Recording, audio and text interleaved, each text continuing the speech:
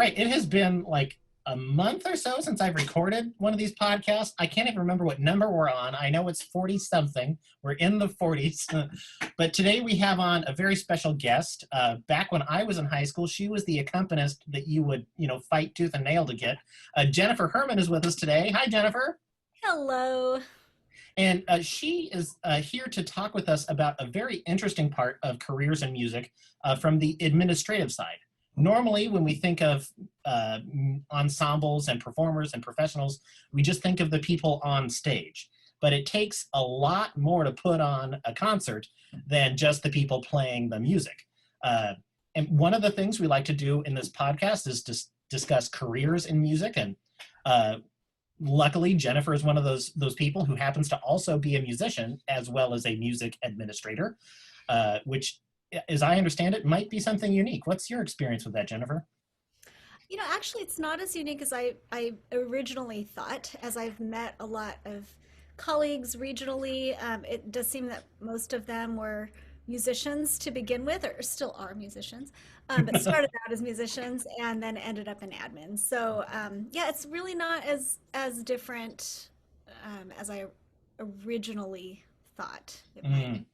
Yeah. In fact, now that I have this job, I couldn't imagine doing this job without really understanding the intricacies of music and the musician's life. I think When I started turning pages at Seattle Symphony it started for just their Untitled series, which was, it's a little more informal. And I got to meet a couple of the people who run the show at Benaroya.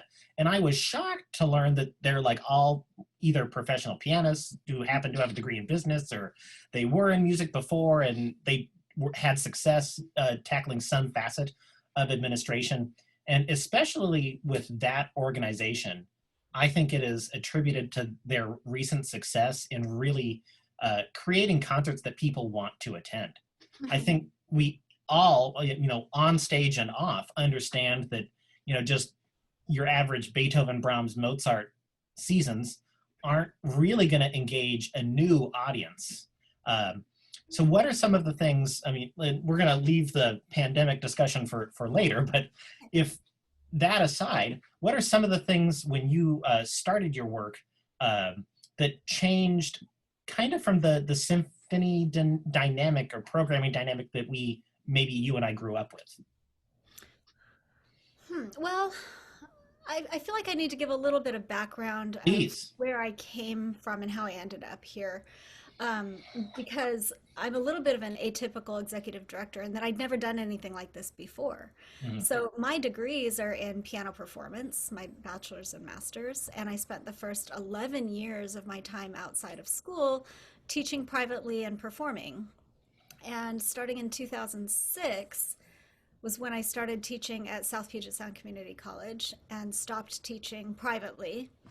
And stayed there for 10 years and then suddenly found myself here. um, and being a pianist, I think it's an interesting perspective because I didn't grow up in orchestra culture, right? I don't play an orchestral instrument. I was never in band. Mhm. I have collaborated with almost every instrument as a pianist and performed in chamber ensembles, but I've never been part of the larger orchestral group or really knew anything about it. And on one level, that might be a disadvantage, right? Because there's a lot of customs and a lot of norms and traditions that Mhm. go with orchestral culture that I didn't know of. But also, I think that gives me a fresh, unbiased, and objective perspective that maybe some of those, customs and traditions maybe aren't necessary or sometimes might be detrimental. So coming at this from and also I don't have, or I didn't have business background coming into this, and also didn't have nonprofit experience. So basically I was wholly unqualified to do this job. Not wholly. I have heart, and I think actually that's what has been, most important in this job.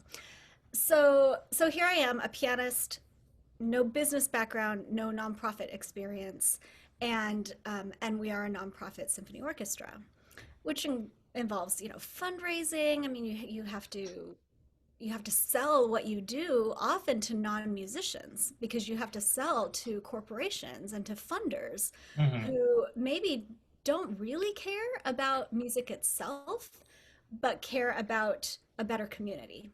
And so you have to be able to communicate that. And so I think for me, that's been really fun Hmm. because I'm a teacher at heart. And now with this job, it's like I have a classroom that isn't a music classroom and I'm educating the community. And at the same time, trying to have a kind of fertile ground for musicians who want to continue playing and developing their skill and their craft and their passion, and also, feed the appetites of seasoned classical music audiences. So, getting Well, back now. I'm going to interrupt you for just Oh one yeah. second. Uh-huh. If anyone is watching this video and hasn't seen the TED Talk that Benjamin Zander gave about why symphony orchestras are saying, well, only 3% of people love classical music. If we could just get it to 4, all our problems would be solved. But the reality is everyone can love classical music. They just don't know it yet. Mhm. And having some kind of perspective that your biggest audience is the one who isn't coming to the concerts yet is one that as a teacher trying to serve students who may or may not have any interest in a Haydn symphony at all, to just stay in my classroom long enough that they might get to play one someday. We've got to, as much as we serve that base core community that loves the Beethoven, Mozart, and Brahms, I'm sure at some point we're going to get to the topic of how do you bring in people who don't know that they love classical music yet. So if you haven't seen that video, look it up on YouTube now and please watch that one. It's so eye-opening as to some of the failings of classical music and maybe kind of discussing that issue of why aren't people coming to concerts or why aren't people more interested in classical music anymore. Sorry to interrupt you. Please keep going. No, no, that's okay. And even, expanding on that even more, there's even discussion of the phrase classical music. I mean, should we Mm-hmm. be saying, because that's placing it in time, right? Mm-hmm. And for those of us that know our music history and our music appreciation, that actually places it in time. And, there are a number of people that are more referring to what we would generally call classical music as, symphonic music, orchestral music, just to Yeah. kind of take that timestamp off of it a Oh, little I bit. had that argument all the time when I was in high school or college. And he's like, "Oh, you listen to classical music?" It's like not Haydn, like Shostakovich. If you put those next to each other, would you call them both the same thing? I mean, like, or the Star Wars soundtrack that arguably is within the classical medium, but it sounds nothing like 19th or early 19th, late 18th, mid 18th century Right. big C classical music. It sounds nothing like that. Yeah. Yeah. And then also taking what you said that not only are you trying to reach audiences that aren't currently in your concert hall, I also firmly believe as I go and I talk out in the community about, why you should be proud that there is an Olympia Symphony here in your community, Mm-hmm. that we benefit the community even if you never set foot in the concert hall. Yes, we would like you to, but our presence here in this community and the collaborations that we're able to have and the kind of infrastructure fortification that we can provide in our neighborhoods will Mm-hmm. benefit everybody. I mean, you'll live in a better place because you have a community that will support a symphony orchestra. And Mm-hmm. so you have sort of these ancillary effects to your life, and we try to sell that to the community saying, your life is better because we're here even if you never set foot in the concert hall. And so you should support the symphony because it's really supporting your community, and it's so much more than what's experienced from the seats. And from a musician's perspective, the community that the concert hall creates is from a performer's perspective.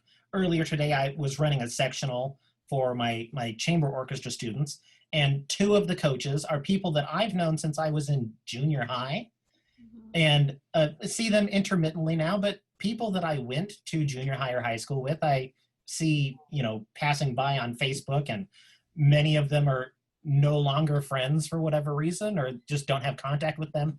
But these people that I've made music with, that connection, uh, even if we're no longer people that agree with each other on some flippant political thing or some faux pas that somebody said to somebody 10 years ago.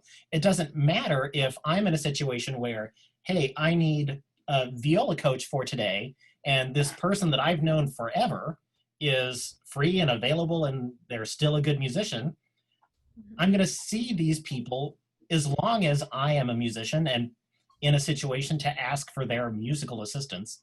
And that fosters a much greater friendship than just two people within proximity of each other, regardless of the setting. Right. It's very deep, those connections that are formed through musical experiences. And that's what makes this whole pandemic situation even more heartbreaking. Hmm. Because I think even if we didn't recognize it before, or we didn't, even if we didn't value it before, we are feeling it now and grieving because those connections, they're still there, but we're not able to connect in that special way that we have all of our lives. And I mean, it really is a other dimension to relationships between people. Well, I had lamented for many years that I hadn't gone a decade without a rehearsal at least 3 times a week. And now that we haven't had anything for almost a year, uh, there are some lonely, kind of boring nights at home where I like, is this what normal people do? Just, turn on Grey's Anatomy and kind of fall asleep by 7? Is this what the rest of the world has been doing? Yeah, it's hard. It's really sad, you know? It's And as much as I miss the music, it is that interpersonal connection that I most miss. Mhm. Yeah, and then, we do what we do not just because it's fun. I mean, it's fun to make music together. But I know for me, I mean, I truly believe that there's transformative and healing powers of music Hmm. um, at kind of superficial levels and at psychological, emotional, physical levels. I mean, there are proven studies on parts of your brain that are preserved through the integration with musical memory, right? So the very thing that I believe heals us and touches us better than anything else in the Hmm. world Hmm. is the very thing we can't do at a time when we need it the very most.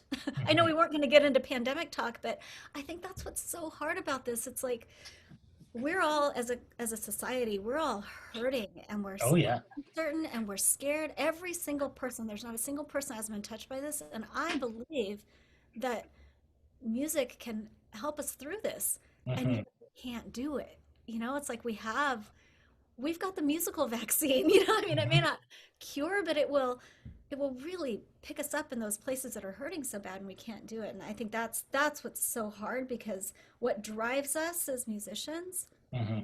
is that deeper yearning to do good and Yeah. have Well, that and power. We're as superheroes.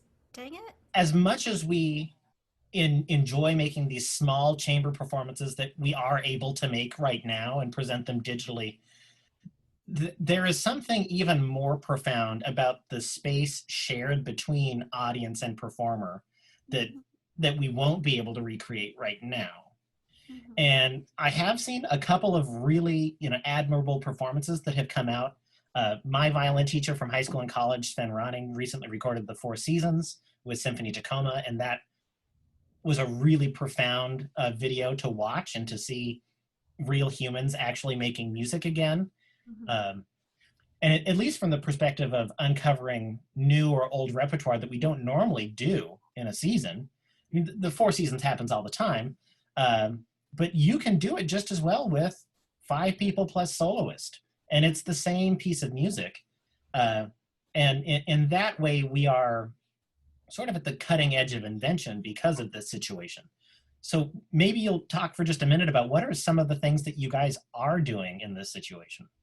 Yeah, well, um, I think all of us in all of our lives, teachers, right? Like you, Mhm. we always feel like we just have too much to do. There's not time. We're just always behind. It's a struggle to just keep yourself above water. And I think that this pandemic has been a forced, not a pause, because we're Mhm. busier than before, but a forced rethinking of how we've done things because we can't do things the way we've done them before. And I think one of Exactly. the really encouraging things that I've experienced in this is that, you know, these dreams that maybe might have fluttered in and out of my head when things were normal, Hmm. and I thought, oh, those are too hard, or maybe we can't do that, or it's too unknown, so I'll shy away from it. I realize it's not that hard to try new things. It doesn't kill you. Hmm. It also doesn't kill you to not get things right. I think that there's been an attitude during all of this that we can experiment and we can succeed and we can fail and we can just do our best. And as musicians, I think that's a hard thing for us to grasp. I think we're so used to you practice, and you put it on the stage, you know, as near to perfect as you can get it. And if you don't, you kind of don't go there, right? But now we're just trying things, right? It's like, oh, no, let's try this new thing, and if it doesn't work, well, we tried our best. You know, And it's that's a like, beautiful parallel between what you do and what I do. Is as soon as the situation unfolded, we were presented with the choice of let's just shut everything down and do nothing because we can't do what we normally do. And we won't engage with people, and maybe we'll put up some old videos from when we could meet normally and watch those and, you know, do like and subscribe and join our Patreon page and, you know, all the classic YouTube stuff. Um, or just do something. It's not going to be the same. It's not even going to be close. You know, we can't get the crowd in the audience. We might not even be able to get any audience in our concert hall. We might not even be able to get into our concert hall, even just the people in the offices, depending on how severe restrictions become in any given locality. But we can connect like this. mhm. We can ask people at home, can you have you and your spouse who happens to be a pianist record this piece and we'll put it up on the page, and maybe let's create a subscription service or whatever the new idea is. And whether or not it succeeds, the choice is let's do nothing or do the thing we can. Right. And So our community needs us to do something. exactly. And so the phrase that has been guiding me through, since all of this, and it went up on a post-it note on my computer in March, and it came from a webinar. I didn't make it up, but it just said mission, not model, right? Mhm. Mission, not model. Keep your eye on the mission, not on the model, because clearly the model is not going to happen, and we don't know when, but we still have our mission. If we really believe in what we do, there's a way that we can still do those things, just not the way we did it before. So the symphony, we yeah, we started delivering electronic musical telegrams. So had musicians record things at home and put them on our website, and people can send a musical gift to somebody recorded by a musician at home, you know, on their whatever recording equipment, Mhm. and with their family member accompanying them, or doing it solo, or doing a, you know, solo collaboration with themselves. We started doing that. In the summertime, we started delivering music. We had a curbside music delivery service, which now sounds a little commonplace because a lot of people have done that now. Mhm. But this is kind of exciting. When we first came up with the idea, we called it Big Music in Small Groups, Curbside Delivery. Mhm. I shared on a webinar with League of American Orchestra um, colleagues, that we were having a lot of them over the summer. And I mentioned it, and there was a representative from the New York Philharmonic there. There were two of them. And I think he was the marketing manager or something. And he heard me say this, and he's like, wait, hold on. What was that? Music delivery service. Tell me more. And then next thing you know, New York Phil is doing music delivery, right? You guys were like the first on all of those. And I'm Oh, just watching it unfold on my Facebook. You know, I'm sitting at home doing nothing and just like, wow, I would uh, never have thought of that. That's yeah, such a good idea. I mean, that was cool, and I want to keep doing that. I mean, Mhm. what fun to have people order music for their cul-de-sac concert, you know, or to play at a park for people to come. Like, there's no reason that has to be pandemic specific, right? We can do that any summer. I mean, not too much in Washington, has to be nice weather, but we can do that, you know, Well, and I think a lot of organizations have had to look at, was their mission really serving their community to begin with? yeah. If your mission is we're going to put on the best concert anybody has heard ever, whatever the resources, and we're just going to promote the one concert that has this huge piece that nobody else has done because it's too big and too hard and too difficult to put together, and we had to fly this unique instrument that there's only three of in the world, and this one came from Paris. But Right. if that's your mission, I mean, you got nothing right now. Right. There- you're just shut down, and you're going to be mad at this whole situation, and mad at yourself and mad at everybody. Yeah. But if your only mission is serve the community through music or variations thereupon, Mhm. there's a lot of different things that you can do right now. Yeah. So our mission is to enrich, educate, and entertain. Hmm. Those are all things we can do. Hmm. Um, so yeah, so we had the telegrams, we had the music delivery, and then once school was about to start, really, and maybe this comes from my educator's heart, but I have a lot of music teacher friends, and they were going nuts at the end of summer, right? What are we going to do in the fall? And I thought, okay, educate is one of the three pillars of our mission. So Hmm. let's help students and let's help teachers and see where we can come alongside um, all of the teachers that are trying to figure out how to teach music virtually and see what we can do to help. Hmm. And so yeah, that doesn't mean us being, a 65 member symphony orchestra on a stage. That means us being available for teachers to, we put out this offer, said if you have anything that you want from one of our musicians to demonstrate a technique, you just request Hmm. it and we'll get it to you. Like that's it. No cost, no nothing, and then any other teacher and we offered it to all of the Chinook WMEA Chinook Yeah. region CMEA. Hmm. So that's 23 school districts. Anybody can access this library. So if you request a video, you'll get it. I'll email you and say, here's your video. And then everybody else in these 23 districts can just access that video as well. Hmm. So we're just having individual musicians share their expertise and have students be able to get some little, mini private lessons on specific techniques. Um, does that look like a symphony orchestra on a stage? No, but there are musicians educating and supporting those who need help. And I think it'll be really cool when we are back on the stage that some of those students that watched those videos will then see that teacher on the stage and there's a connection. And that's what we need. We need to have more connection between the audience and the musicians so that there's more of a partnership and there's more of something for students to look to because they have a personal connection there on the stage.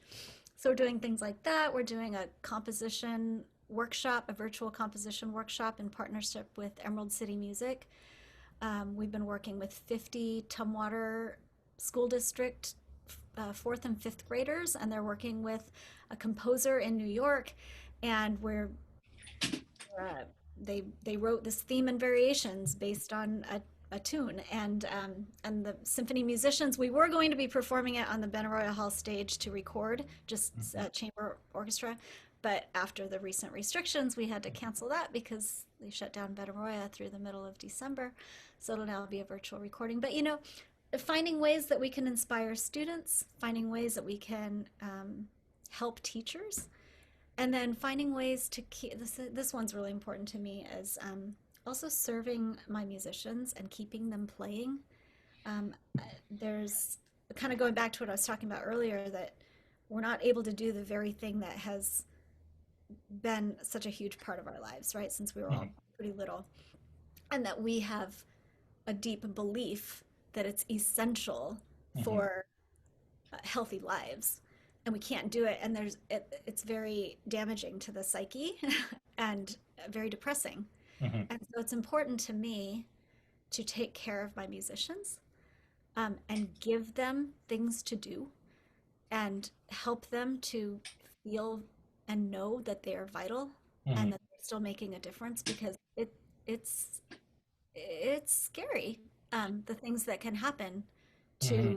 to your mind when you feel useless, you know. One of the really unique aspects of the community in Olympia that I grew up with, and I still think is really special, is that none of the teachers in that area ever stopped playing. And many of the performers in the Olympia Symphony are either private or public music teachers in that, immediate greater Olympia area.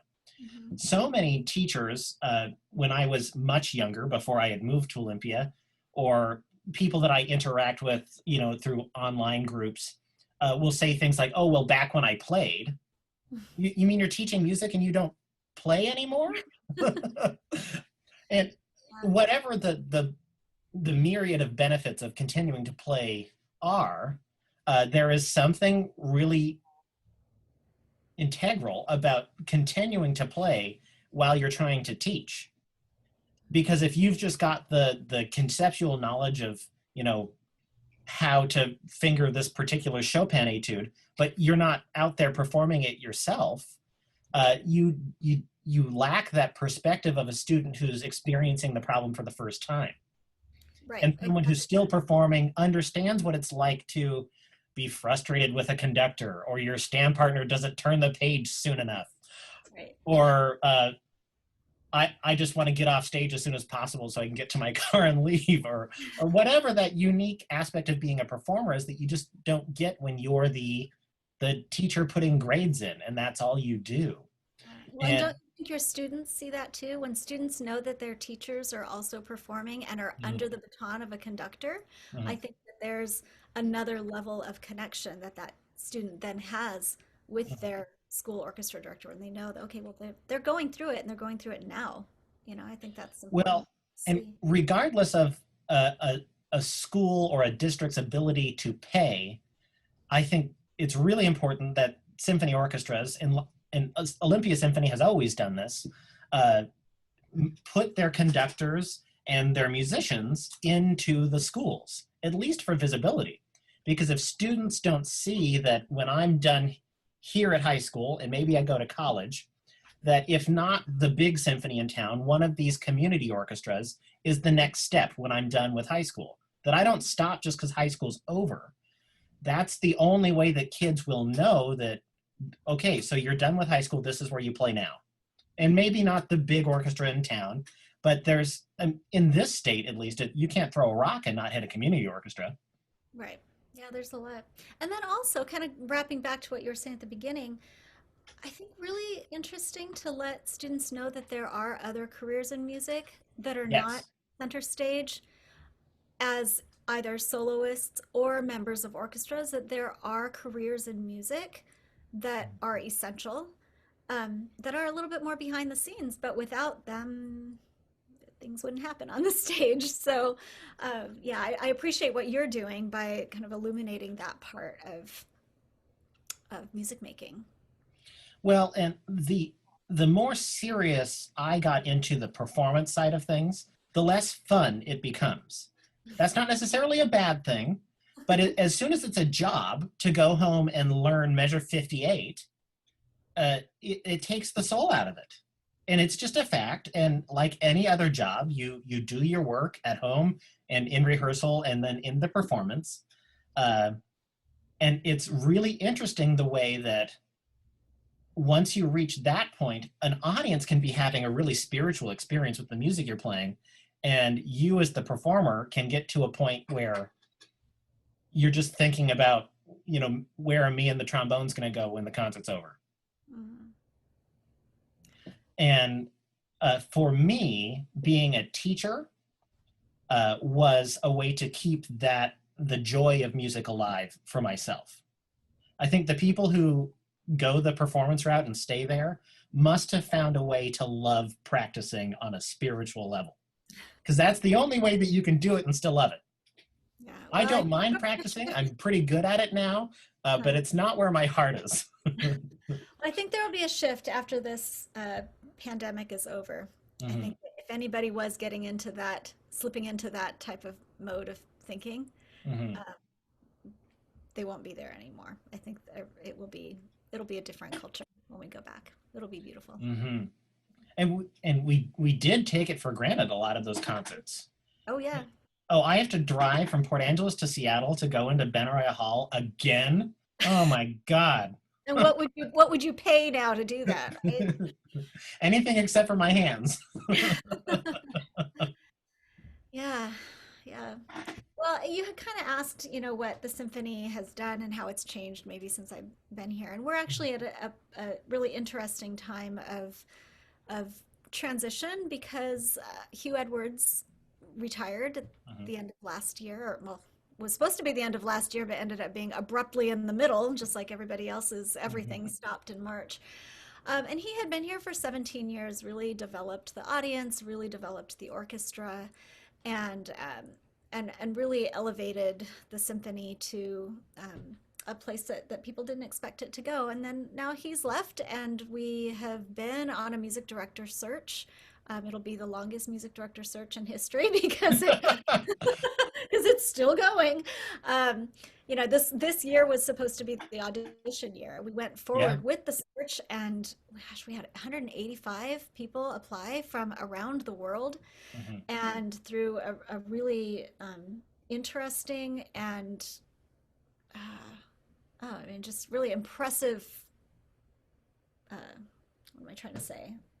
Procedure, narrowed down, through various stages, and we have four finalists, and those four finalists were supposed to do their audition concerts this year, but instead that's not happening. But they are still doing it the next year.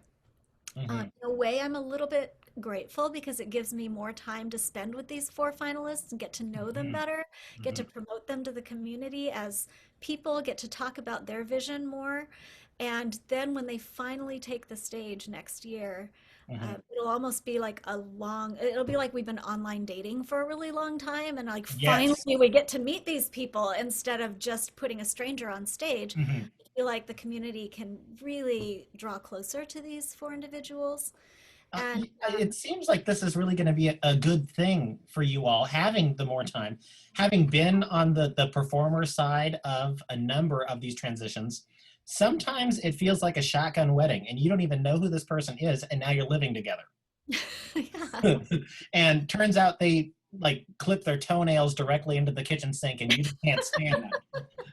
And having a little bit longer to I imagine from your perspective, do they respond to their emails on time? Are they efficient with the way that they communicate? Are they consistent in their professionalism? Things that are really going to matter in the long term if you select one of these people.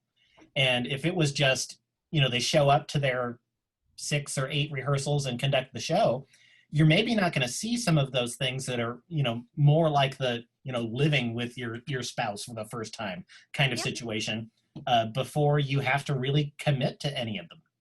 yeah, that's true. And then also on the community side, it's giving us more time to talk to the community, to have people open up about what does music mean to you? What's your story? What's your journey through music? What would you what would you like? I mean, not that we're asking everybody for their repertoire Mhm. choices, because that would be a huge, that'd be Well, a lot. But you can it's refresh my memory, but I saw some of these things going out to the community from you guys about, what do you want in a music director, and having community members on your search committee, yeah, because they're a lot of the time the bigger orchestras like New York Phil or somebody like that, when they roll out our new principal conductor, maybe people in the business kind of knew who they were picking, but for your great aunt and uncle who just go to the symphony a couple times a year and maybe aren't musicians themselves, it's kind of like they just put the poster up overnight. Old guy's gone. Here's the new guy. No introduction, no rationale of why this person is right for our community, or why our panel of community members selected this person. There's just none of that. There's no get to know you. yeah. So I'm grateful for this, and I think it will this extra year will help with the transition. When you've had somebody who's been here for so long, and Hugh Edwards was here a very long time, 17 years, and a lot of the community members were very attached to him. He had a big personality, and they like loved his demeanor on stage, and they loved his product. Like it's hard then to transition to somebody else. But I think this extra year is giving the time and space that I think a process like this really ought to have. But it's forced on us with the pandemic. So I'm seeing it as an opportunity, and I'm actually grateful for it. So that's good. Yeah, I I can think count. also the fact that we don't have a music director right now has given us, as an organization, sort of the freedom to just explore whatever we want to do in smaller chunks. Why we can pour so much into school support. There's Mhm. really not any pressure for the Olympia Symphony to present itself in any way, shape, or form on any size of stage in any way. Like there's no Mhm. pressure. We don't have a music director right now. Um, so that has opened up a lot more possibilities for us. A lot more work too, because it's fewer people working on things. Hmm. But I think that we have more opportunities and less expectations placed on us Hmm. this year. When I first came to Port Angeles, my immediate predecessor, who was at the high school for 2 years, Dr. James Ray, had started just about all of the students that I taught because he had been in the district for about 10 years before he moved up to the high school.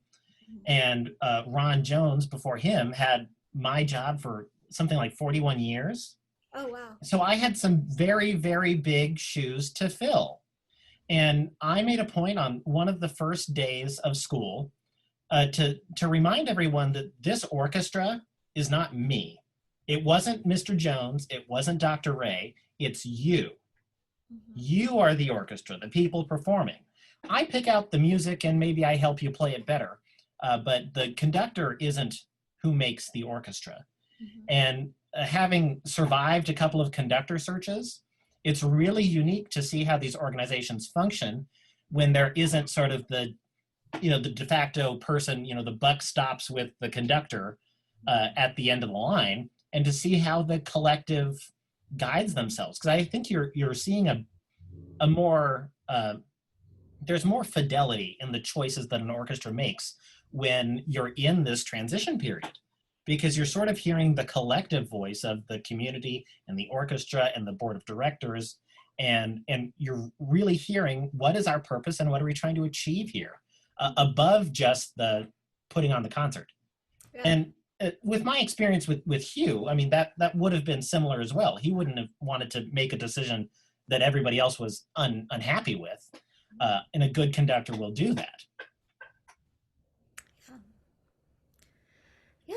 Yeah, I mean, I think in the end, once we're all through being like in the middle of the pandemic and like experiencing all of the negative effects in real time, I think when we look back on this era, once we're Mhm. back to normal, I think that we will have a lot of gratitude that our organizations got better for this, and that we Yeah. innovated, and that we stopped being afraid of new things. I know for me, that's huge.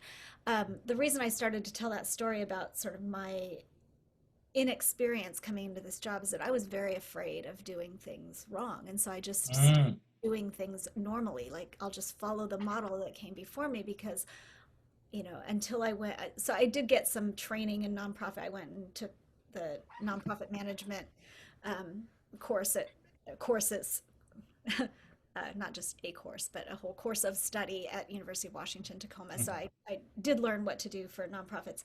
But, since I hadn't done orchestra management before and hadn't worked in business before, Mhm. I was really afraid of new things. I just wanted to do the tried and true because even that was new to me. But at Mhm. least I had some blueprints and I had Mhm. something to model after.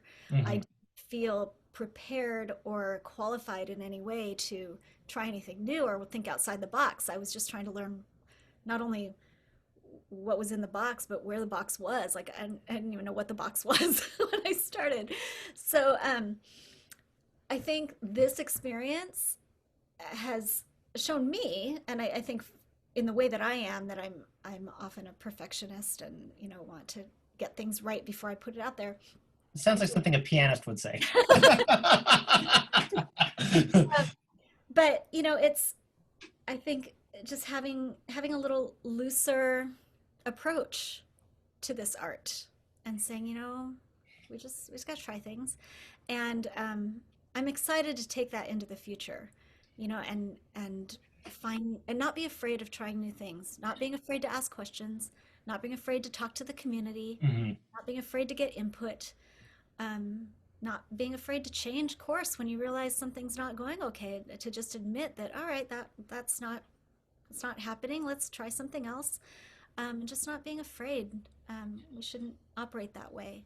Well, and the connective tissue between that perspective from the business side of things and the performing side and then the teaching side is examining what elements of our normal was not working for a lot of people. Turning pages for the Untitled series at the Seattle Symphony, a very different group of people came to those concerts. You could sit on the floor, there were some cushions, there were beverages of choice, and smaller groups with some repertoire that they would probably not have ever put on the main stage. And it got more people in the door. Maybe they went to the normal concert, maybe they didn't, but it engaged more people.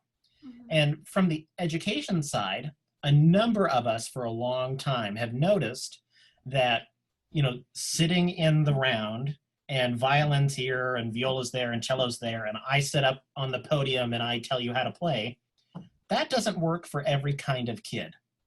And, playing the same list of music that we've had for the past 20 years does not work for kids that weren't even alive 20 years ago. Mhm. And when we're in a situation where we can't meet in person anyway, we have the opportunity to try some of these alternative methods of, you know what, let's bring the improv person in to talk about, oh, sorry, how you might, it happens once every meeting, how you might, as a string player, start to improvise or like try jazz, for instance. I have some teacher friends on the East Coast that have just told the kids, do whatever moves you musically, share that with me about a 2-minute video, and let's talk about how we could make it bigger, make it better. And not using the same essential elements book that everybody's used since 1980, and you're going to learn how to read the music this way, and or for a pianist, you're going to learn your Hermann, and you have to play it in all 12 keys, and you're going to use this exact fingering or it's wrong. We at some point we have to accommodate alternative perspectives and alternative methods of teaching if our true mission is to educate and inspire. I forget what you said Olympia Symphony's mission was, but more or less that flavor of reach people through music, and for students to instill a lifelong love of music. Well, and taking the temperature of your current community in the time period that we currently live in, and what is it that will serve people?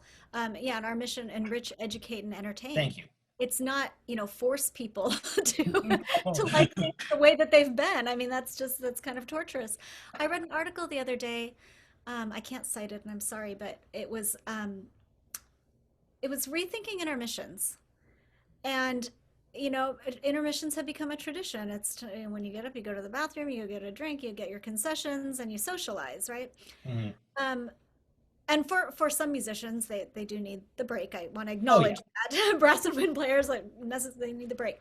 But the article is talking about during the pandemic now, if people have been able to gather in some states, they've been performing shorter concerts and with no intermission, just to Mhm. limit the amount of interaction, right? So instead of doing, a 2-hour concert with a 20-minute intermission, like maybe we'll do a 70-minute concert, no intermission, just put it all in a concentrated amount. And you Mhm. just sit down once you get up and you leave. And they're really seeing the benefits. Like, the audience is saying, I'm actually getting a lot more out of this without the distraction of that middle break where I kind of get out of the groove. I step out of the room, like just when I was starting to get there, I get pulled out, and then I have Yep. to start over again.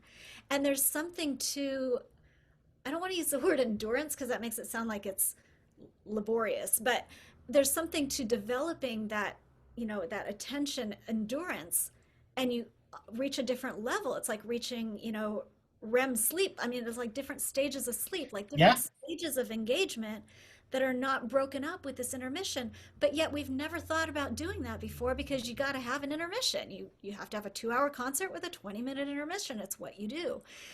And so I think, rethinking that, like, are there audiences that prefer that? Would you like to have two different presentations of concerts? We could have a matinee concert that doesn't have an intermission, have an evening concert that does. And who do you draw to those? And can you serve your community better by having a more tailored presentation that suits certain demographics better? Mhm. Why not?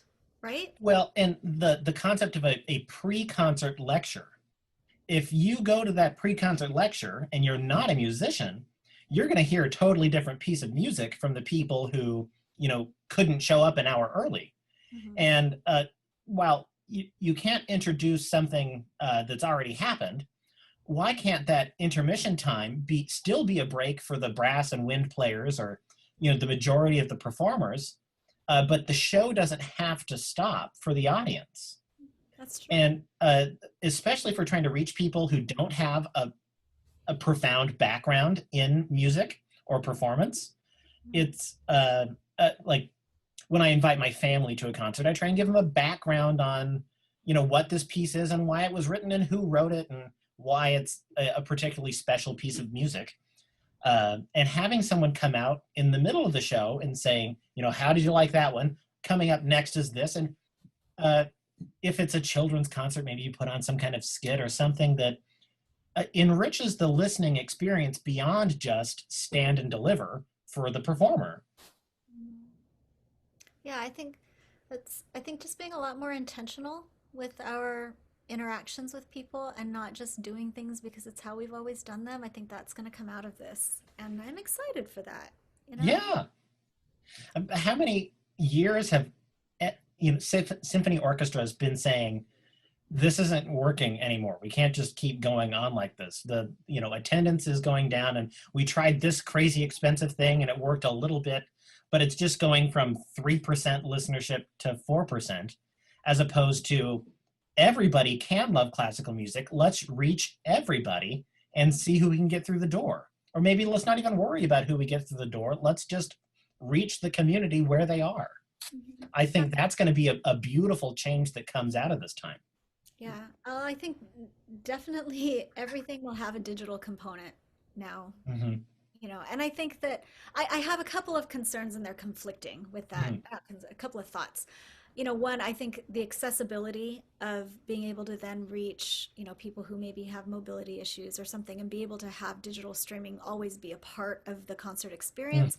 I think that's a lovely thing, especially with some of the challenges we have in Olympia with various downtown elements that we don't have control over. Mm-hmm. We do have a certain demographic that sometimes doesn't feel, certain darker months of the year, they don't necessarily feel comfortable or safe Mm-hmm. coming out to concerts. And I recognize that.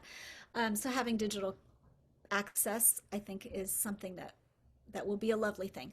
At the Mm-hmm. same time, I have another thought that I worry about the live music experience. And, Mm-hmm. we're all so digitally comfortable now that I don't mean just pandemic, but just in general technology, that I really covet those live experiences when we can have them. And I want people to remember how important it is to interact with one another live. And so I don't ever want the digital to replace or supersede the in-person organic experience. However, I do recognize that there are positives to that. I think Mm-hmm. managing the two and managing the messaging and the communication about that, I think will be very important going forward. So, I hope most people recognize that all of these digital tools are just that. They're not a replacement. They're like a salve for the wound. It's not, this is what we're going to do from now on. Like, this is the new normal. This is the tool that we're going to reach you when uh, the preferred method is not an option. I'm sure someone who loves symphonic music but has mobility issues, or um, I remember going to Olympia Symphony concerts and not being able to find parking. yeah, that's one of the things. So if you're older and parallel parking is just not going to happen today, Yeah, to tune into the live stream. yeah. Your goal was to see the concert, and you still get to see the concert. Uh, but for many, I think the first time we get back to a concert hall and to hear live music, and maybe some people will, that first return will be their first ever symphony concert, Mhm. which will be really magical for them. Yeah. And to hear the first notes live and in person with an audience who their collective intent is to support and engage with the performer, that's going to be really special the first time it gets to happen again. Yeah. Oh, it makes me, I'm a super emotional person, but yeah, that's like instant lump in my throat. I mean, I don't know how I don't know how the musicians are going to get through it. I don't know how the audience is going to get through it. I clearly won't get through it. I have to do the introductory remarks, and I'm just going to take Kleenex with me because I'm not even going to try not to Well, cry. and for It's going to me, think the next, be emotional. Sogo concert or the next Tacoma Youth Symphony concert and the next last concert of the year, the first group of seniors that get to actually play together for their last concert, and they know it's their last concert and it's Oh, what it's supposed to be. mhm. No amount of tissues is going to clean this up. Yeah. And we're just not even going to try. Just, it's okay. Let it Well, fly. as we approach the denouement of this conversation, I have a set of questions I ask all of my guests. Sure. And one of them is if you can think back on, in relation to where you are now, if there was a time of uncertainty in your education or in your career or a particular struggle, that if you had just had that one piece of advice that you know now, that you could have survived it better or felt had more faith in your choice, what would you go back in time and tell yourself? Oh. Yeah, I think one just comes right to the front. So I was living my dream when I was teaching at SPSCC. I When I was in school, I wanted to teach at a community college. I wanted to teach piano and music theory. That was my dream. And that's what I got to do. And I would walk up to the school every day and I would think, I can't believe I'm me. I can't believe I'm doing the very thing that I dreamed of and trained for and the only thing I wanted. And I felt so happy and so lucky and like I'd made it. And then I lost that job and I didn't get out of bed for months. And I was devastated because I fully believed there was nothing left for me in music. Like I was done. Unless I moved to another city, which I was not going to do. And I was like, I'm just done. There's no other opportunities. Had I known there was a job like this or other things to do in music, I actually now, when I talk about this job, I say this is my dream job I never knew to dream of. I didn't even know something like this was possible, that I could be part of helping others make music, and helping a community get better through music. I would want to tell myself, my younger self, that it's not just, teaching doesn't happen just in a classroom. And music making doesn't always just happen from the piano bench. That it's bigger than that, and there are more opportunities, and there's ways to be creative, and yeah, it doesn't stop with what you thought was your dream. And maybe I'll experience something with this job. Maybe, so here I am thinking I'm in my dream job that I didn't know to dream of, and maybe I'll lose this. Maybe something will happen to this. And I will tell myself then at that point that just like there are infinite combinations of notes that can be Mm, put together to make a composition, there's got to be infinite ways that musicians can work together to make music. They're not mm. always obvious. That is some fantastic advice. I think about all of the times that I envisioned what it would be, and then maybe you get a small slice of it, and then it's gone, Mhm. and you're trying so desperately to get that slice of the pie back, and you're ignoring all of the opportunities that there could be. Mhm.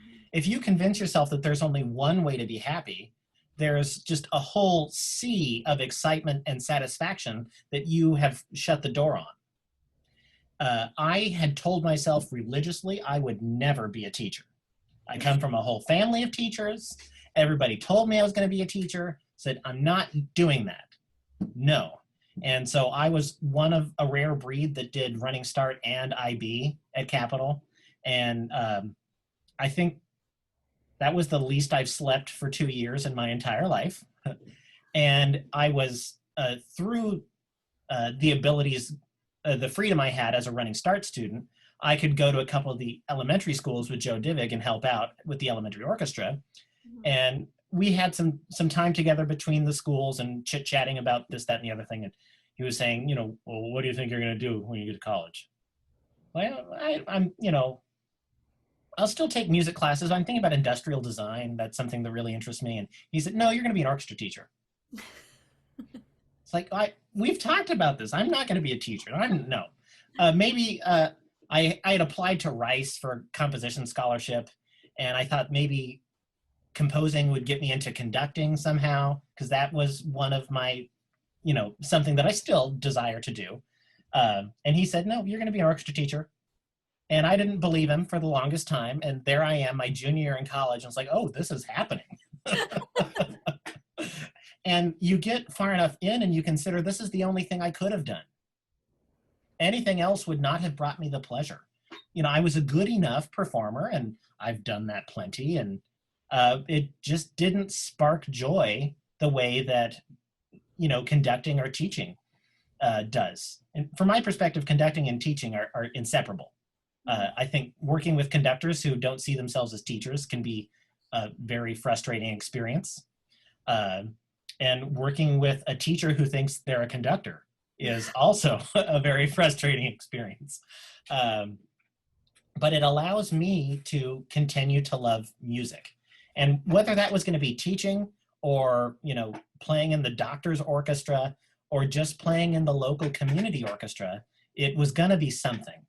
And if you get your one slice of pie taken away from you that you thought all of your joy and value is going to come from this one source, you're going to have to learn the lesson when it gets taken away.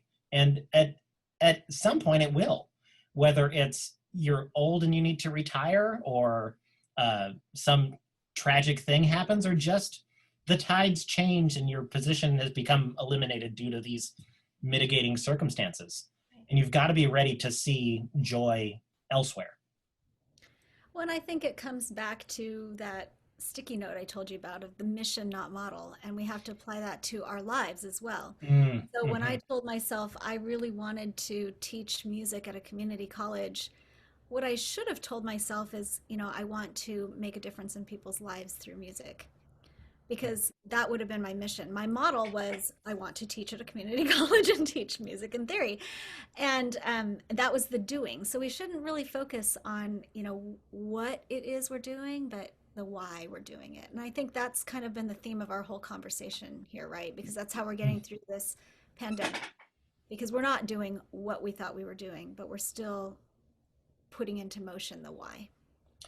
Well, and before we close, I wonder if there are any people in music administration out there watching this and really racking themselves with, what am I going to do to help my musicians feel engaged and put something out there that the community is even going to want to consume? What would you tell your fellow music administrators to get through this time and feel like they had accomplished something?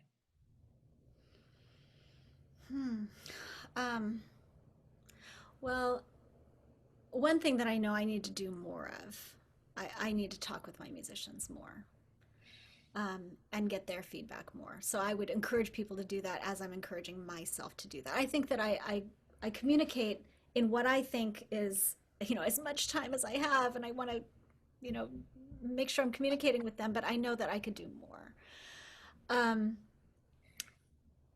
But I'm thinking, what was your question? Of what would I tell people to get them through this? I think I kind of already mentioned that, of be creative and don't be afraid. Don't be too hard on yourself.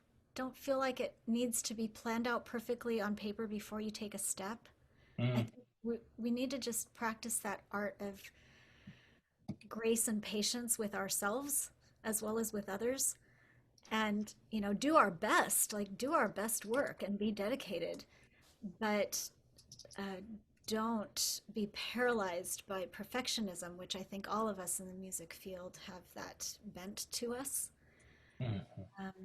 Yeah, so I would tell administrators to, and it feels funny for me to say something like this because I'm such a rookie, so I shouldn't be giving advice to anybody, but maybe I'd say, if I can do it, you can totally do it. Like, we can do this, you can totally do it. That's Well, I'm going to play at an the core orchestra. of that is the people who are sitting at home depressed that it isn't what it was are trying to do the do nothing or do something question. And I think the way I'm hearing it is you're telling them whatever the something is, don't pick nothing. It's better than nothing. As I think nothing's just going to make you sad and it's going to get nothing done. Literally, it'll get nothing done. So pick something, do something. If it's, we became a telegram service. Like, It's brilliant. there's lots of people that are happy about it. We've sent over 100 of them, and the musicians have fun making them. People have them sending them. So that's great, right? That's awesome. Like, I don't know. Well, Yeah, I just try. maybe a little morsel of wisdom that I might be able to bring as a relatively young person, relatively young teacher, is that no matter how long a room is dark, all it takes is to flip the switch to bring the light back on. Yeah. So if you've been sitting in the dark doing nothing for a couple of months, don't regret that you haven't done anything yet. Maybe you weren't ready to yet. Maybe you were trying to wrap your mind around what the heck has happened and your budget was shredded into a million pieces. But all it takes is to flip the switch to turn the lights back on. It just takes that 1 second to bring the light back into the room and to do something and engage your community in any amount, even the smallest of ways. Yeah, I think you don't have to feel stuck. It's always a new day. Also, I just want to acknowledge that the amount of support we've gotten from our community, financial support, and, like letters and emails and phone calls and all that too. Mhm. But the financial support for an organization that is not promising any kind of programming this year, like, we're doing what we can, we're trying our very best. Here's Mm, what's guiding our decisions, and here's what is framing our projects. This is what our intent is. mhm. The amount of support has been unbelievable. I, I'm completely humbled. I'm absolutely, like, deeply grateful for the love of this community and funders too. I mean, grant writing has almost been easier and more fun this year because we've taken that step back as an And it organization. seems like there's more available somehow. uh, they're yeah, but they're kind of smaller amounts, so you have to Mm. apply to so many more to kind of get the same total that you Oh yeah, okay. hard. But it's more fun writing the grant narratives because we're talking more about why we're doing what we're doing and why people should come on board with us for the why. Not so So much, many of us have here's forgotten our our why. concerts, here's the fabulous concerts we're doing and you should fund them. But Mhm. it's here's the difference we're going to make in people's lives. Here's our heart for why we're working so hard. Like, this is what it means to us and what it means to the community. And funders are supporting that. And so I would tell maybe my colleagues that are afraid of, I don't even know how to seek funding or do any fundraising or ask for donations or support when I don't know what we're doing. Talk about why you want to do anything, not what you're going to do, but why. Um, Mhm. because that's still there and it's actually stronger and more potent than it ever has been. Well, I think we've got our title for this episode of Know Your Why, or something similar to that, anyhow. I think we have reached the conclusion. I'll have a few more questions when we're done, but Okay. I think we can go ahead and say goodbye to the audience. Thank All you right. so much, All Jennifer. right. I really appreciate your coming on the show. Thank you. Well, thank you. It was fun.